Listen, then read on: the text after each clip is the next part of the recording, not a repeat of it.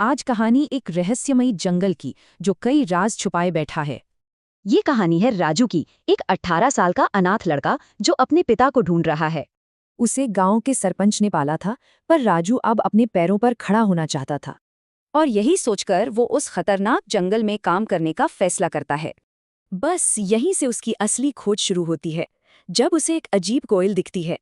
उसने नोटिस किया कि ये कोयल आम कोयलों से कहीं ज्यादा बड़ी और डरावनी थी। अचानक वो कोयल इंसानी आवाज में बोलती है और वो राजू और उसके पिता का नाम भी जानती है। कोयल का दावा सुनकर राजू चौंक जाता है कि उसके पिता जिंदा हैं। वो राजू का भरोसा जीतने के लिए दौलत और उसके खोए हुए पिता को ढूंढने का वादा करती है। वो राजू को एक छिपी हुई गुफा में ले जाती है, जो खजाने से भरी हुई थी। पर जब राजू खजाना घर लाता है तो सरपंच कहते हैं कि ये राजा को लौटा देना चाहिए।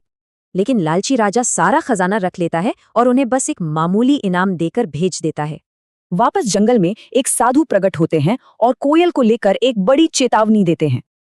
अब राजू उलझन में है, वो किसकी बात माने, कोयल की या साधु की? पिता से मिलने की उम्मीद में राजू गुस्से में साधु को ही झूठा कह देता है।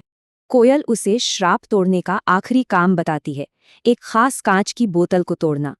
उधर राजू तैयारी कर रहा था और इधर सरपंच और साधु ने उसके पिता का असली सच बताया। उसके पिता गायब नहीं हुए थे, बल्कि उन्होंने गांव को बचाने के लिए अपनी जान दी थी। पर कोयल का असर बहुत ज्यादा था। उलझन में राजू ने बोतल फोड़ ही दी और पलक झपकते ही कोयल अपने असली रूप में आ गई, एक खतरनाक और शक्तिशाली डायन। आजाद होकर उसने कसम खाई कि जंगल से कोई जिंदा बाहर नहीं जाएगा। साधु बताते हैं कि उसे रोकने का सिर्फ एक ही रास्ता है, पहले की तरह एक और बलिदान। अपनी भयानक गलती का एहसास होने पर राजू ने कुएं में कूदकर अपनी जान दे दी। राजू के बलिदान ने डायन की शक्ति को फिर से सील कर दिया और वो एक आम पक्षी बन गई। तो सवाल ये उठता है कि क्या धोखे से किया गया अच्छा काम सच में अच्छा होता है?